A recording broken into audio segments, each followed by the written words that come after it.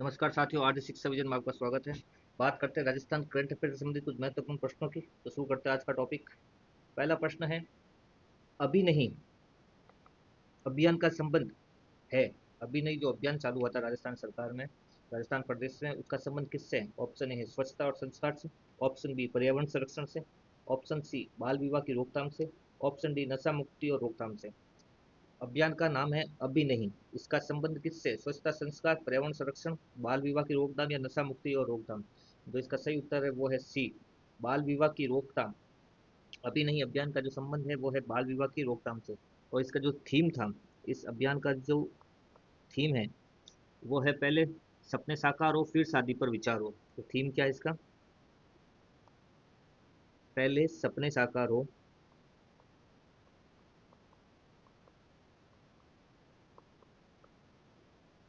फिर शादी पर विचार हो।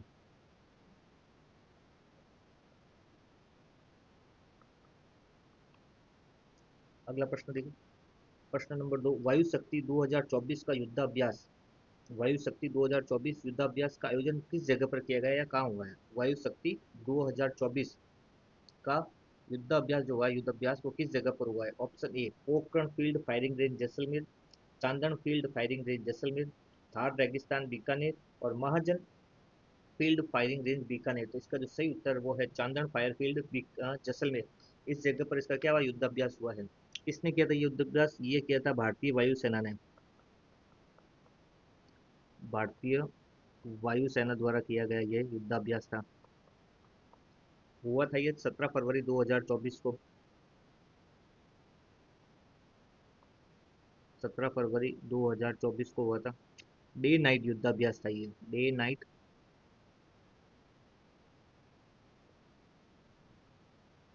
युद्धाभ्यास था। इसमें मुख्य अतिथि थे सीडीएस अनिल चौहान। मुख्य अतिथि CDS Anil Chauhan.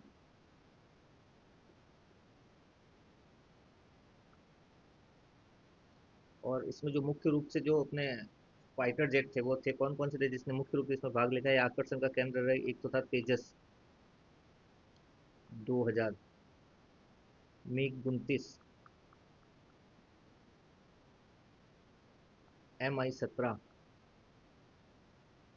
Jaguar,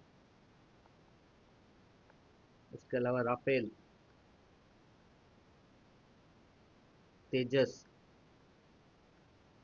hoc, Sukhoi 30, ये जो थे इस आयोजन के मुख्य आकर्षक थे। अगला प्रश्न, प्रदेश की पहली महिला पायलट जो एलसीए तेजस को उड़ाने वाली देश की पहली महिला फाइटर पायलट बनी है वो है, option A Neerja Chaudhary, option A Neerja Chaudhary, option B Avani Chaturvedi, option C Bhavna Kanth, option D Mohana Singh. तो इसका सही उत्तर वो है ऑप्शन डी मोहना सिंह। मोहना सिंह जो है देश की पहली महिला फाइटर पायलट बनी है तेजस को उड़ाने वाली। ये निवासी कहाँ की है? मोहना सिंह ये निवासी है झुंझुनू की।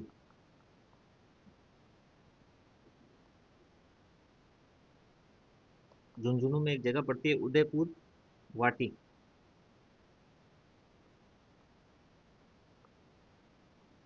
उदयपुर वाटी में इनके गांव का नाम है पापड़ा गांव। और ये इन्होंने तेजस जो उड़ाया था, ये उड़ाया था जोधपुर में। एक हुआ था युद्धाभ्यास कह लो या शक्ति अभ्यास कह लो, तरंग शक्ति अभ्यास।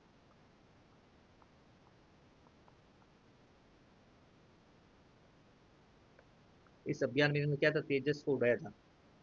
अगला प्रश्न देखिए। 16वीं विधानसभा जो हुई है उसमें वर्तमान में कितनी महिला विधायक है? 16वीं विधानसभा में वर्तमान में कितनी महिला विधायक है? Option A 21, option B 22, option C 23 और ऑप्शन बी 24। तो इसका जो सही उत्तर है वो है 21। वर्तमान में जो 16वीं विधानसभा है उसमें 21 महिलाएं हैं। जब 2023 के अंदर चुनाव हुए थे उस समय 21 थी, नहीं उस समय 20 थी। फिर 21वीं जो है उपचुनाव हुआ था सलूम्बर में। 21वीं जो है उपचुनाव हुआ था सलूम्बर में, उसमें शांता देवी जी जीते थे। शांति देवी मीणा, ये है 21वीं।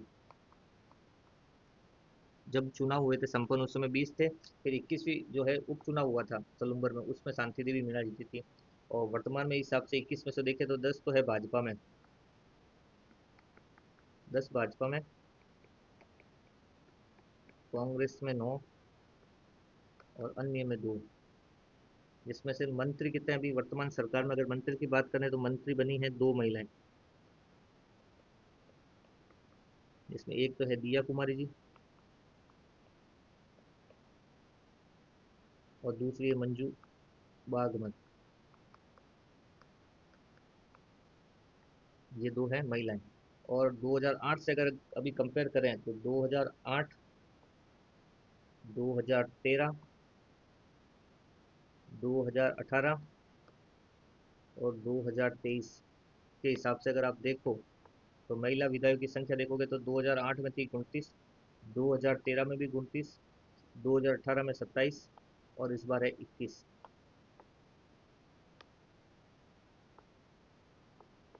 अगला प्रश्न देखिए, अंतर्राष्ट्रीय दिव्यांगजन दिवस के अवसर पर राष्ट्रपति द्रौपदी मुर्मू ने प्रदेश के किन 2 जिलों को राष्ट्रीय दिव्यांगजन सशक्तिकरण पुरस्कार से सम्मानित किया है? वापिस प्रश्न देखिए, बार अंतर्राष्ट्रीय दिव्यांगजन दिवस के अवसर पर राष्ट्रपति द्रौपदी मुर्मू ने प्रदेश के किन जिलों को राष्ट्रीय दिव्यांगजन सशक्तिकरण पुरस्कार से सम्मानित किया गया है? पहला है ब्यावर और उदयपुर, दूसरा है पाली और जोधपुर, तीसरा है दूदू और भरतपुर, चौथा है सलूम्बर और डूंगरपुर।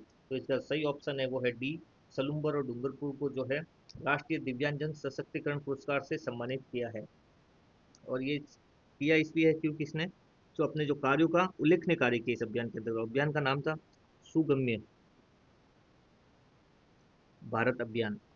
सुगम्य भारत अभियान के अंतर्गत no more left behind,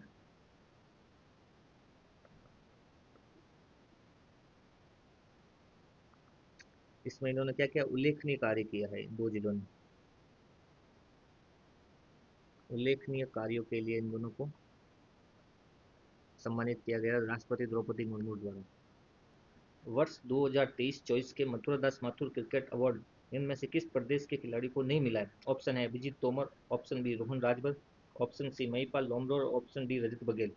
option जो इसका सही है वो है ऑप्शन सी, महिपाल लोमरोर को अवार्ड नहीं मिला है, अभिजीत तोमर, रोहन राजभर और रजत बघेल को मिला है। और ये जो अवार्ड हुआ था मथुरा दास क्रिकेट अवार्ड, ये 31वां इसका संस्करण था। और दिए कब गए थे ये? 6 सितंबर 2024 को दिए गए थे, 2023-24 के लिए 6 सितंबर 2024 को दिए गए थे। सीनियर वर्ग के अंतर्गत किसको दिया गया था? सीनियर, सीनियर वर्ग, सीनियर वर्ग में दिए गए थे ये अभिजीत तोमर को। अभिजीत तोमर को ये सीनियर वर्ग में दिया गया था। जूनियर वर्ग में दिया गया था रोहन राजभर को। सब जूनियर में,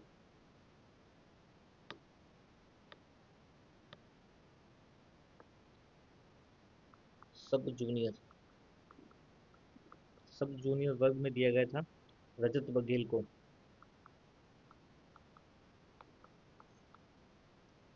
उसके अलावा एक चौथा दिया गया था उदयमान खिलाड़ी जो होता है ना, नया खिलाड़ी, उदयमान खिलाड़ी अभय शर्मा। इन 4 खिलाड़ियों को मथुरा दास माथुर क्रिकेट अवार्ड दिया गया 23-24 के लिए। अगला प्रश्न देखिए, 7 सितंबर 2024 को शुरू किए गए टीबी मुक्त भारत अभियान का संचालन प्रदेश के कितने जिलों में किया जा रहा है? प्रश्न एक बार देखिए, 7 दिसंबर 2024 को शुरू किए गए टीबी मुक्त भारत अभियान का संचालन प्रदेश के कितने जिलों में किया जा रहा है? ऑप्शन है A 4, option B 5, option C 6, option D 7। तो इसका जो सही उत्तर है वो है ऑप्शन बी 5। 5 जिलों में ये टीबी मुक्त अभियान जो चलाया गया 7 दिसंबर को, ये 5 जिलों में चलाया गया। 5 जिले कौन कौन से? एक तो है बारा, दूसरा है कोटा, तीसरा है झालावाड़, चौथा है हनुमानगढ़ और पांचवा है राजसमंद। इन 5 जिलों में चला था 100 दिन की अवधि के लिए।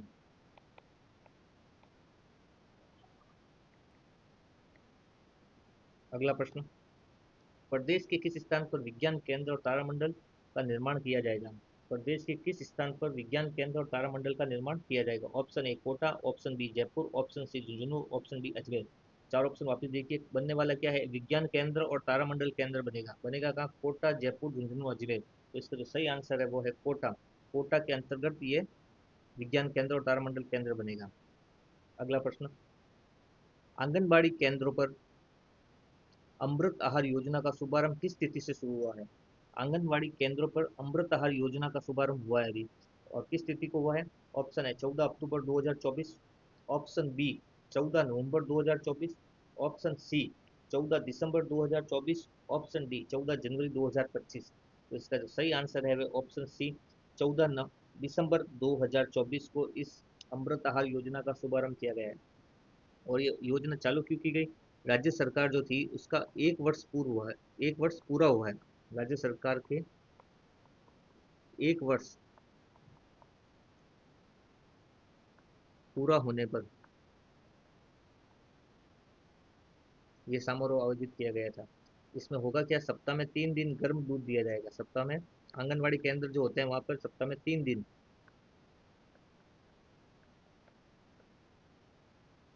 गर्म दूध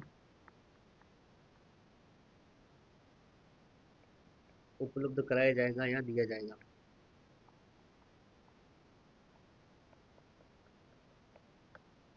अगला प्रश्न देखिए, हाल ही में मुख्यमंत्री भजनलाल शर्मा ने किस उद्यान में टाइगर सफारी का लोकार्पण किया है? हाल ही में मुख्यमंत्री भजनलाल शर्मा ने किस उद्यान में टाइगर सफारी का लोकार्पण किया है? ऑप्शन ए आमागढ़ उद्यान जयपुर, ऑप्शन बी जालाना उद्यान Jaipur, option C Amer Jaipur, option D Nahargarh जैविक उद्यान जयपुर। तो ऑप्शन है आमागढ़, जालाना, आमेर और नाहरगढ़ जैविक उद्यान, जहाँ पे टाइगर सफारी का लोकार्पण किया है मुख्यमंत्री भजनलाल शर्मा ने। तो इसका सही आंसर है वो है नाहरगढ़ जैविक उद्यान जयपुर। ये जो है जयपुर की चौथी सफारी है। उसके अलावा पहले कौन कौन सी है? एक तो है जालाना, दूसरी है आमागढ़। इन दोनों में जो सफारी होती है वो होती है लेपर्ड सफारी।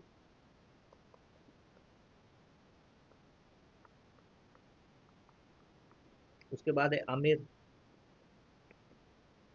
आमेर में होती है एलिफेंट सफारी।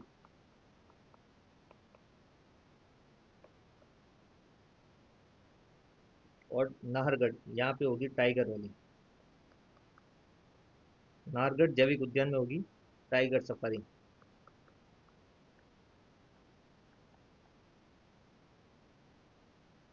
ये थे आज के कर राजस्थान करंट अफेयर से संबंधित कुछ मुख्य प्रश्न व्याख्या सहित। चैनल पर अगर नए हैं तो एक बार चैनल को सब्सक्राइब जरूर करें आरजे शिक्षा विजन को। पीडीएफ के लिए @RG शिक्षा विजन को सर्च करें टेलीग्राम में। मिलते हैं अगले वीडियो में। धन्यवाद।